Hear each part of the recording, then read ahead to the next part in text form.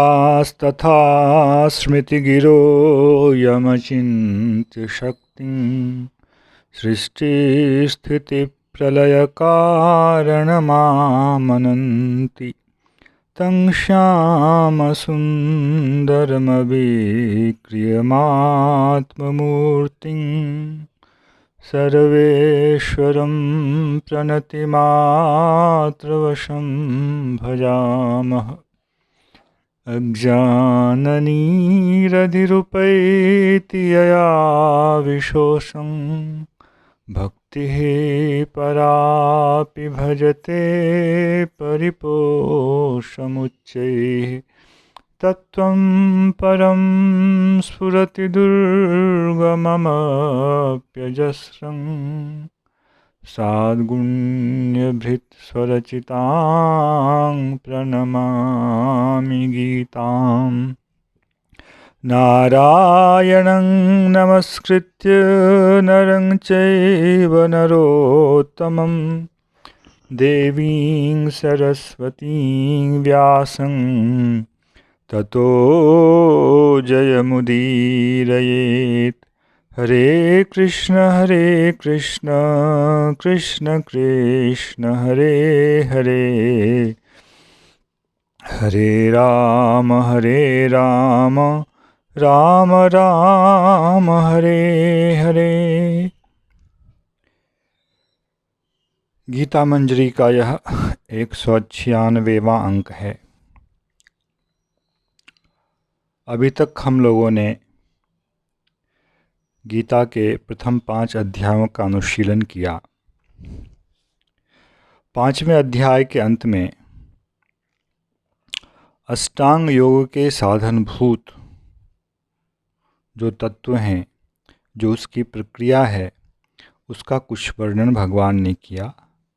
और 5:29वें श्लोक में भगवान ने यह कहा कि मुझे यज्ञ और तपस्या का भोक्ता, सभी लोकों का महेश्वर, सभी प्राणियों का सुहृद इस रूप में जो अनुभव कर लेता है वह शांति को प्राप्त करता है।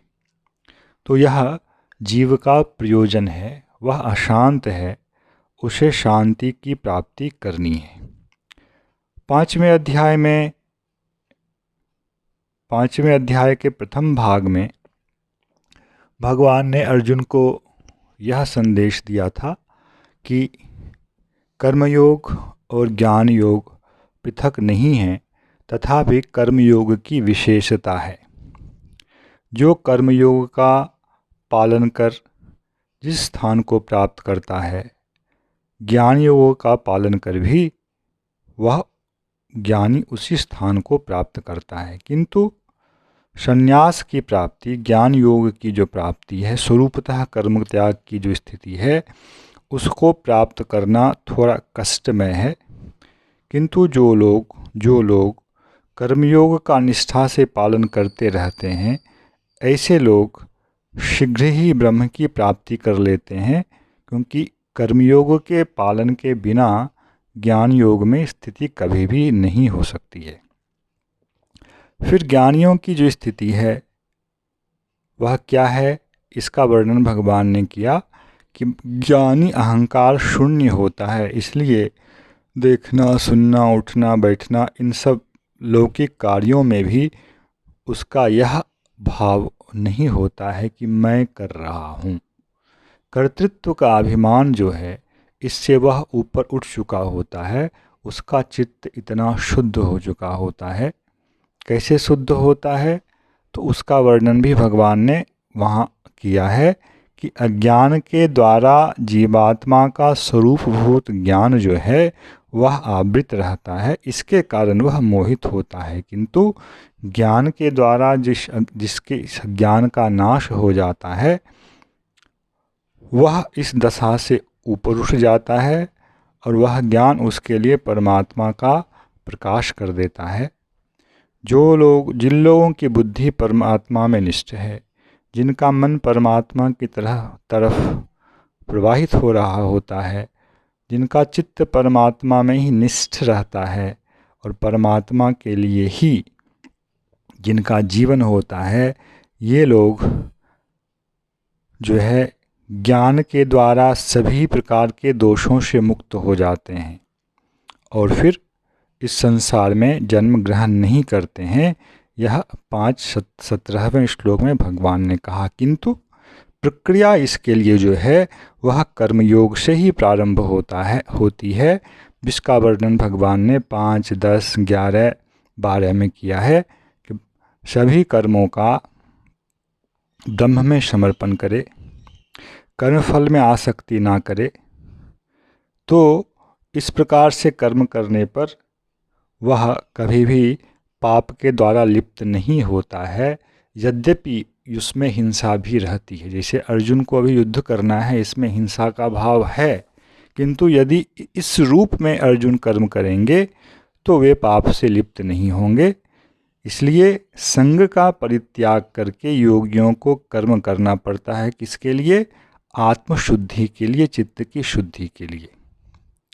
और इस प्रकार कर्मफल का परित्याग कर कर्म करने वाला योगी जो है धीरे धीरे धीरे धीरे नैष्ठिकी शांति को प्राप्त होता है। किंतु जो कामना के वशीभूत होकर कर्मफल में आसक्त होकर कर्म करता है वह अयुक्त है और वह उसमें बंध जाता है। फिर ज्ञानियों का जो अनुभव है, इस प्रकार वह अंतःकरण में ही अंदर ही सुख को प्राप्त करता है, क्योंकि प्रकृति से वियुक्त हो जाने के कारण उसका ब्रह्म से संस्पर्श होता है। बाद में भगवान ने फिर यह कहा कि जो बाह्य सुख है, रूप रस गंध स्पर्श इत्यादि जो बाह्य पदार्थ हैं, रूपवान गंधवान इत्यादि पदार्थ हैं, इनके संसर्ग से, इनके संस्पर्श से जो सुख प्राप्त होते हैं वे दुख के कारण होते हैं। इसलिए बुद्धिमान व्यक्ति इनमें रमण नहीं करते हैं, क्योंकि वे जानते हैं कि इसका प्रारंभ है और इसका नाश है, और अंतिम में फल भी यह हमारे लिए दुखदायी ही लेकर आता है। इसलिए जिसका कभी नाश नहीं है और जिसका परिणाम कभी दुखदायी नहीं है, वैसे फल के लिए वे लोग प्रयत्न करते हैं, वैसे सुख के लिए प्रयत्न करते हैं। इसके लिए काम, क्रोध, भय इत्यादि का जो वेग है, इसको सहना पड़ता है। और अंत में 26, 27, 28 और 29वें श्लोक में 27, 28 और 29वें श्लोक में भगवान ने इसके सहयोगी ध्यान योग का वर्णन किया। ज्ञान योग और ध्यान योग दोनों अलग अलग थोड़े से रूप में हैं। ध्यान योग में प्राण तत्व की प्रधानता है, प्राणायाम के द्वारा वे लोग चित्त की शुद्धि का प्रयत्न करते हैं, उसका मिश्रण उसमें होता है। इस प्रकार से 5वें अध्याय में भगवान ने कर्मयोग से लेकर किस प्रकार सिद्धि की अवस्था, शांति की अवस्था, ब्रह्म निर्वाण की अवस्था को प्राप्त किया जा सकता है, इसका भगवान ने वर्णन किया था। 5:29वें श्लोक पर यदि ध्यान दें तो वह महत्वपूर्ण है कि ईश्वर, यह सब कुछ इसलिए है कि शुद्ध चित्त में ईश्वर के गुणों का अनुभव हो। चित्त को इसलिए शुद्ध किया जाता है कि ईश्वर के गुणों का अनुभव हो, और वह विज्ञान कहलाता है। भोक्तारम यज्ञ तपसाम सर्वलोक महेश्वरम सुहृदम सर्वभूतानाम ज्ञात्वा माम शांति मृच्छति। इसमें भगवान के गुणों का अनुभव करने का प्रसंग आया है, और यह तभी संभव है जब भगवान का ध्यान किया जाए, ईश्वर का ध्यान किया जाए। इस पीठिका के साथ, भूमिका के साथ हम लोग अब 6ठे अध्याय में प्रवेश करते हैं। भगवान अब वही जो अष्टांग योग है उसका आगे वर्णन करने जा रहे हैं। अभी तक योग कहने से सामान्यतया कर्मयोग का भाव स्फुट हो रहा था, ज्ञान या सांख्य कहने से ज्ञान योग का भाव स्फुट हो रहा था, अथवा संन्यास कहने से भी। आगे योग शब्द जो है और योगी शब्द भी जो है, यह ध्यान योग वालों के लिए कहा जाएगा, इसलिए विषय को समझने के लिए प्रकरण पर ध्यान देना आवश्यक हो जाता है। तो भगवान ने छठे अध्याय के पहले श्लोक में कहा, अनाश्रितः कर्म फलम कार्यम कर्म करोति यः स सन्यासी च योगी च न निरग्निर्न चाक्रियः।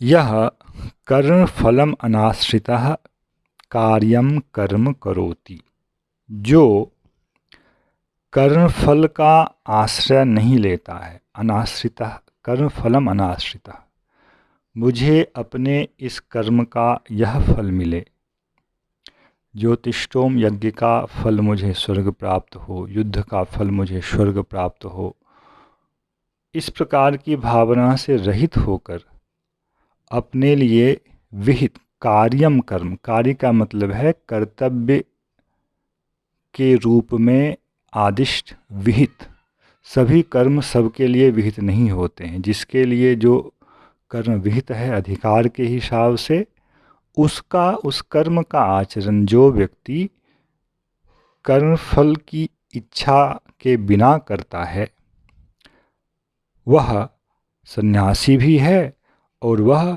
योगी भी है। जो निरग्नि है, अर्थात जिसमें अग्नि को लेकर के जो कर्म है, यज्ञ इत्यादि, एक अधिकारी विशेष के लिए इसको लक्ष्य कर कहा गया है। केवल मैं इन कर्मों को नहीं करूँगा, ऐसा जो व्यक्ति है, यज्ञ नहीं करूँगा तो मैं सन्यासी हो जाऊँगा, इस विचार का भगवान यहाँ अनुमोदन नहीं कर रहे हैं। सन्यास की उच्चतम अवस्था में अग्नि कर्म नहीं होता है, यह अलग विषय है। किंतु किसी का यह सोचना कि बस क्योंकि ज्ञानी सन्यासी व्यक्ति ऐसा नहीं करते हैं इसलिए मैं भी ऐसा नहीं करूँगा तो मैं सन्यासी हो जाऊँगा, यह सिद्धांत नहीं चल सकता है। जो सन्यास की भूमिका में आरूढ़ हो गए हैं उनके लिए तो यह संभव है, किंतु जिन्होंने इस अवस्था को प्राप्त नहीं किया है, वे यदि केवल इसका अनुकरण करेंगे तो वे सन्यासी या योगी नहीं हो सकते हैं। इसे न निरग्निर न च अक्रियः, केवल क्रिया को नहीं करूँगा तो मैं योगी हो जाऊँगा, सन्यासी हो जाऊँगा, इस प्रकार का सिद्धांत भगवान को मान्य नहीं है। स सन्यासी च योगी च, अब यहाँ जो योगी शब्द है यह ध्यान योगी को लक्ष्य कर रहा है। सन्यासी के साथ इसका पाठ है ना, जो कर्मफल का आश्रय ना लेकर विहित कर्मों का आचरण करता है वह सन्यासी भी है और वही योगी भी है। क्यों? क्योंकि इस कर्मयोग के फलस्वरूप जिस शुद्ध चित्त की उसे प्राप्ति होगी, उसमें ज्ञान निष्ठा और ध्यान निष्ठा इन दोनों का होना संभव है। इसलिए कर्मयोगों को तद्रूप कहा गया, और जो ऐसा करते हैं उनको भी उस भूमिका वाले के समान कहा गया। कार्य को कारण के साथ समान कहा गया। भाव यह है, जो आज कर्मयोगी है वही कल ज्ञान योगी होगा, जो आज कर्मयोगी है वही कल ध्यान योगी भी होगा। इसके लिए अन्य मार्ग संभव नहीं है। इसलिए पहला सोपान जो है वह कर्मयोग है। यम संन्यासमिति प्राहुर् योगम तम विद्धि पांडव, न ह्यसन्न्यस्त संकल्पो योगी भवति कश्चन। जिसको संन्यास कहा गया, हे अर्जुन, उसी को योग भी कहा गया है। नहीं असन्न्यस्त संकल्प, जिसने संकल्प का परित्याग नहीं किया है, ऐसा कोई भी व्यक्ति योगी नहीं हो सकता है। यह सभी प्रकार के योगियों के लिए एक सामान्य विषय है। संकल्प किसका होता है? फल का संकल्प होता है। फल का संकल्प किस लिए होता है? अंदर हमारे अंतःकरण में भोगों को भोगने की जो वासनाएं हैं, उसके लिए जिस पदार्थ की आवश्यकता होती है, उसके लिए हमारे मन में संकल्प होता है और किसी भी कर्म के द्वारा हम उस पदार्थ की प्राप्ति की आकांक्षा रखते हैं। इसलिए 2:28 में भगवान ने यतेन्द्रिय मनोबुद्धिर्मुनिर्मोक्ष परायण 5:28 यतेन्द्रिय मनोबुद्धिर्मुनिर्मोक्ष परायण विगतेच्छा भय क्रोधो यह सदा मुक्त एव सः, वहाँ इच्छा भय क्रोध इस सबसे मुक्त होने के लिए कहा है। ये जो इच्छा है, भोगों को भोगने की इच्छा, यह बहुत अंदर में एक विष है, एक दोष है हम लोगों का, जिसको दूर करना आवश्यक है, किंतु सीधे इच्छा दूर नहीं हो सकती है। इसलिए पहले कर्मयोग में फल मात्र की त्याग की बात है, अथवा कुछ परिमाण में भोगों को स्वीकार भी किया गया है तो वह सात्विक भाव से स्वीकार किया गया है। इस प्रकार करते रहने से धीरे धीरे चित्त की शुद्धि होती है। इसलिए नहीं असन्यस्त संकल्पो योगी भवति कश्चन, किसी भी स्तर का योगी हो, कर्मयोगी हो, ज्ञान योगी हो, ध्यान योगी हो, सबके लिए संकल्प का संन्यास आवश्यक है। कर्म का बाह्यतः संन्यास हुआ कि नहीं हुआ, यह प्रधान नहीं है। कर्म फल का जो संन्यास कर पाता है अंदर से, कर्म फल के संकल्प का जो संन्यास कर पाता है, वही योगी होता है। इसके बिना किसी भी पुरुष का योगी होना संभव नहीं है। जब भगवान ने दूसरे अध्याय में अर्जुन को सबसे पहले योगी होने के लिए आदेश दिया है, कर्मण्येवाधिकारस्ते मा फलेषु कदाचन मां कर्मफल हेतुर्भूर्मा संगोस्तु कर्मणि। अकर्म के प्रति, कर्म नहीं करूं इसके प्रति भी तुम्हारी आसक्ति नहीं हो, और कर्मफल का हेतु भी तुम नहीं बनो। कर्मफल का हेतु बनने के लिए 2 घटक आवश्यक हैं। यदि कर्म के फल की इच्छा होगी तो उसे कर्मफल की प्राप्ति होगी। इच्छा ही नहीं है तो कर्म करने पर भी उसे उस फल की प्राप्ति नहीं होगी। और इससे भी सूक्ष्म जो स्थिति है, जो तत्व है, वह है अपने अंदर कर्तापन का अभिमान ना होना। किंतु यह कर्तापन का अभिमान नहीं होना, यह योग की प्रारंभिक अवस्था में संभव ही नहीं है। यह तो ज्ञान योग की बहुत उच्च दशा है। उस दशा में पहुँचूं, उसके लिए पहले फल के संकल्प का त्याग करना आवश्यक है। इसलिए भगवान ने 6:1 में अनाश्रितः कर्म फलम इस चीज़ को कहा। तो संकल्प त्याग जो है उसका प्रारंभिक भाग है कर्म के फल का त्याग, और ऐसा करते करते ही फिर धीरे धीरे अंदर भोगों को भोगने की जो इच्छा है उसका भी त्याग होता है। जय श्री कृष्ण। हरे कृष्ण कृष्ण कृष्ण हरे हरे, हरे राम राम राम हरे हरे।